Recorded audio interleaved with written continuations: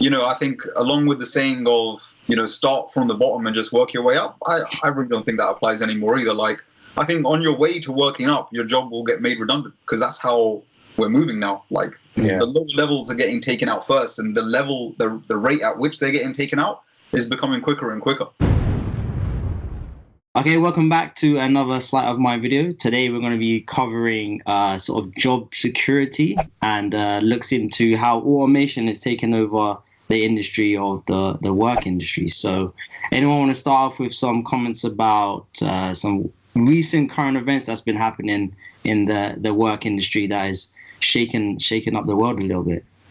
So I think we discussed a little earlier in the week, there was a few headlines that were doing the rounds in the UK, especially on the automotive side in the UK. So Honda, I think, is a big one. There are plans underway in the coming few years to basically close up shop, as I see it, in the UK. The speculation is it's going to lead to thousands of job losses if they end up closing up shop in the UK. Me personally, I've never really thought much of job security. I've always kind of thought that in the generation of maybe like our parents, or I mean, we're all a similar age, so our parents and maybe grandparents, I think job security meant more then than it did now. In terms of just like, I think being loyal and staying with your company got you a lot further within your actual company itself. Is that something that you guys have felt the same, or? Yeah, I grew up on that notion that find a job and then don't ever leave. Work for that company, start from wherever they put you, and then just work your way up. Yeah. Obviously, times have changed. We're in the gig economy now, where millennials, as they like to call us, we can do a job here and there, have a little side hustle, change that side hustle, do something else, learn a new skill. Like, the access to education now is completely different to what it was all those years ago. You can learn something in 3 to 6 months and be fully qualified in that subject, and then go and get a job in there and earn more money or have a more secure future. So it's just, times have changed, times are different. In terms of like job losses and that sort of thing, that's going to be a byproduct of that. Skill requirements will change. Certain jobs will become automated because of the technology that we have around, and I sympathise massively with these towns that rely on like a company like Honda, for example. So I think it's Swindon, Honda's base, and that's going to cause a massive sort of hole in the economy. So I do sympathise with them. It's like Slough, for example. A lot of people from Slough work at Mars.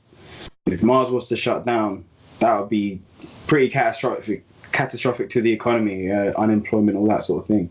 But at the same time, I think this is going to come across horrible. I'm not being like unsympathetic or anything. At the same time, I think it's on us now to look to the future and figure out what skills can we get, how can we protect ourselves. Like, you always have to look after yourself before anything else. I think, like, there's so much information out there, we have access to so many things.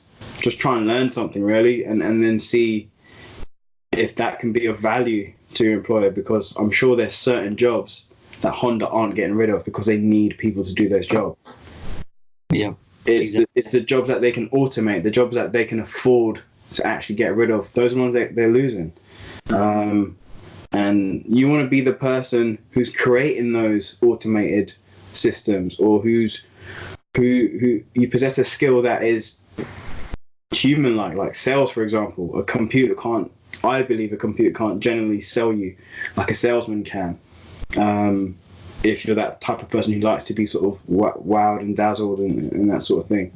For example, like a doctor or a dentist, we'll always need them. We'll always need some sort of consultant, but you've seen in the movies, there's machines even doing operations and surgeries and stuff now. And there's a company which is bringing out integrating AI in the medical sector, and basically they've run like side-by-side tests with like an AI against an actual qualified doctor, and the AI is getting like diagnosing patients more correctly than doctors. And so I think this is impacting everyone, every field, and it's just part of the time and age that we're living in. Like, I mean, I think we've mentioned this so many times in our last few videos, but if you're not growing, you're dying. Yeah. This day and age where the internet is where it is, technology is where it is, if you're not looking at where your sector is currently going, this is not really a dig and a stab against certain industries or companies or anything like that. This is kind of more about, I think, Jamie, you said it, is protection and being responsible for where your future is going. Yeah, I mean, in Canada and Ottawa, so they have a big industry for GMC, and GMC has just sort of closed down shop, and it's like hit them so hard that now even in sort of Toronto, which is Ontario, it's still in Ontario, there's actually adverts on the TV at prime time, like calling out GMC.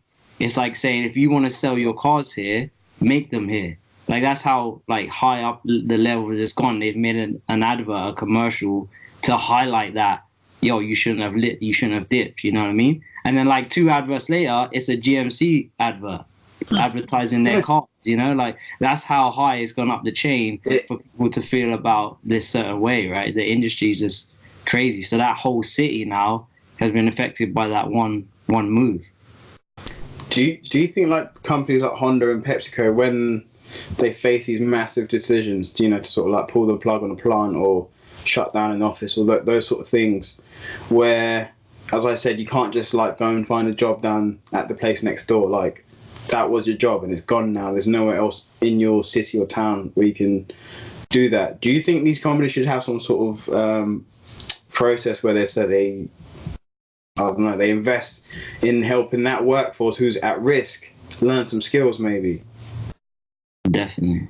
I mean, I think to an extent, like, I'm not saying it wouldn't be great if they did. I just don't know if that's realistic.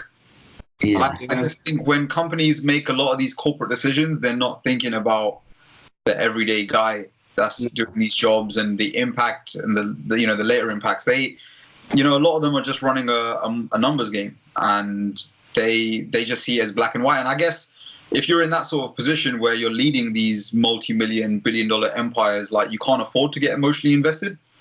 I get that they're shutting up shop in one place, but what they take away from one place can add to an economy somewhere else.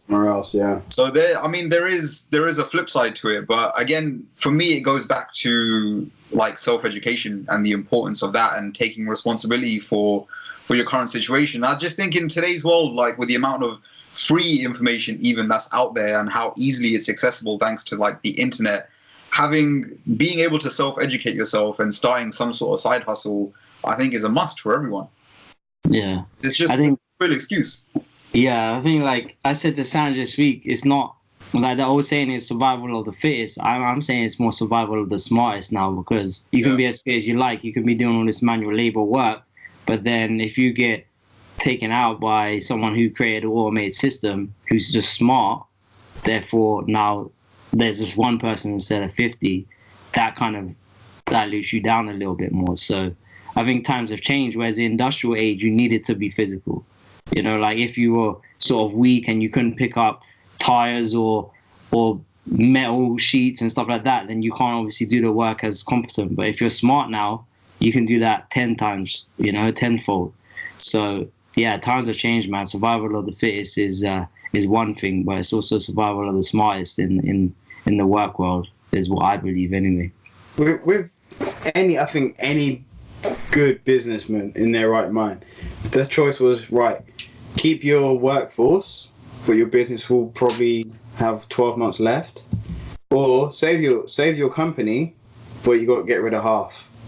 I think, as hard as it would be, I think every single businessman who's wise or wants to make money will go with the latter decision. Okay, yeah, we'll get rid of half. I don't think it's hard for them, though.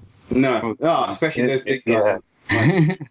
Everyone's just a number at the end of the day, and that's what they're looking at, right? It's spreadsheets and stuff. Probably like how when we run our stuff and we're doing our little side hustles, it's all about the numbers as well when we're doing it. It's all about the effort we put in and what we're getting out. So I don't blame it for that. It does come to that question that I think Sandra's bringing about learning new skills and like how safe is your job really. I also feel like maybe in terms of like what you're saying, when an industry closes down and it takes away from one area but applies that to somewhere else, I do feel we're living in an economy that's becoming massively service driven. And probably another question is to what extent will we go where we will just become pure services as a country, where we're not actually manufacturing anything at all and everything's imported, and all we're doing is providing that middle layer service? Like, to what extent does that extend out to? And have you guys ever thought about that? Like, because I think most of us, we all actually work in the services industry. We don't work in the actual manufacturing side of things. So we've seen firsthand, like, there's a ton of services, and then you get more competitors creating the same type of service with a little bit of added value, smaller costs, and it becomes a snowball effect. And there's still loads of services out there that are required, but so is manufacturing as well. At the end of the day, when you look at your sort of like local corner shop that provides you like the milk and like the superstores and all this stuff, is those kind of like distribution manufacturing industries are a few dozen really. Like I was looking at it, like if you focus on the UK, look at what electrical stores we have. It's literally just one. It's Currys, which is merged with PC World. It's like they're running a monopoly. You kind of have Argos on the side, which is kind of doing its own thing. So yeah, it's very weird. It's hard to call. But even those production type companies, like we've seen Pepsi this week as well, saying that they're going to be trying to put in a project of 2.5 billion for automation, and layoffs are going to be an effect or of that. So like even with like Pepsi, they produce their own stuff as well. They don't only just have services, and even in that sector, they're putting off layoffs as well. So automation is affecting everywhere. You know what I mean? Even like I know that they have artificial AI farms now. So there's farms that are being run just by artificial intelligence. You know, and that's produce as well. I mean, if that goes sort of global in a fast rate, like exponential rate, then I can see many like sort of farmers and all this sort of stuff not being needed anymore either. So it might turn into, like J-Power, you were saying, what have I ever thought about that? Yeah, it might turn into every country's out for themselves. If you can produce that, you can have it. If you don't produce it, you can't have it, kind of thing. So I don't know, that's like far in the future. Well, maybe not so far because the exponential rate of technology, but you never know, you know, like maybe one day England's able to produce pineapples and all these exotic fruit that they can never produce before. So yeah, with the rare technology growing, I believe that each country, in essence, could be self-sustainable without having to have import-export at some point, anyway. What examples of jobs do you think are there to stay? And then ones you think, like, if basically you had a 16-year-old, I got a 16-year-old little brother. If you were to say to someone like that, right, spend your time learning this, or go into this industry, or learn to become that, or don't do this, avoid that, what things would you be saying to avoid and like to go for? For me, I'd avoid manual labor and be in sales. That's pretty much it for me. I would recommend most things on the internet. I mean, we've talked a lot about AI in general, but we're just seeing the introductory phase. We've seen internet for the last decade and more start to kill off a lot of major retailers, especially here in the UK. There's so many places shutting up shop thanks to Amazon, right? They're just able to undercut and provide better services. And I think the internet as a marketplace as a whole, like if you're, like you said, if you're trying to discuss this with somebody that's coming into the workforce, or that age where they're going to start working or start some sort of side hustle or business, it's got to be on the internet. Something to do on the internet is the no-brainer place to be putting your business out there, surely. J-Pow, what would you suggest? So this is for someone who's just starting out in the workplace, right? Yeah. Obviously, again, it's always about forward thinking, about where is the industry moving in which you want to focus in. Everyone kind of focuses on one type of industry before they get going into a workplace. Like, so for me, I focused on finance, and then it's all about thinking what does the industry look like in 5 or 10 years time, where you kind of want to be, and trying to project that and kind of move your career path in that direction. I do agree with you, Sanj, that like the no-brainer thing, and probably the easiest way to market is going online. But there are still a lot of things that do run sort of bricks and mortar, which are very successful. For example, like you have these DIY stores, very much very brick and mortar. People go in, like to touch and feel the things that they're buying and all this kind of stuff. I know a lot of people with clothes as well still don't shop online for clothes, because they prefer to go in, feel the item and feel how it is. And I do feel like we come to an equilibrium with the online stuff as well. Like, so in terms of sticking with the clothes stuff, where you go through the hassle of ordering all these things that you think will look good, they come to your house, you try them on, and it's the hassle of returning them, and that gets tedious over a while. And it's just like, all right, I'm going to spend one day, go out, go to all the shops I want to go to, find what I need to find, done. And it saves that headache of continuously doing that back and forth.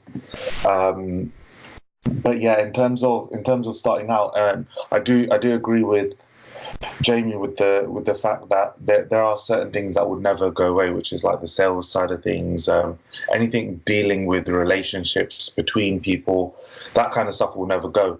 I think a massive opportunity with automation and technology is that there's more jobs for technology, there's more things to manage, there's more support.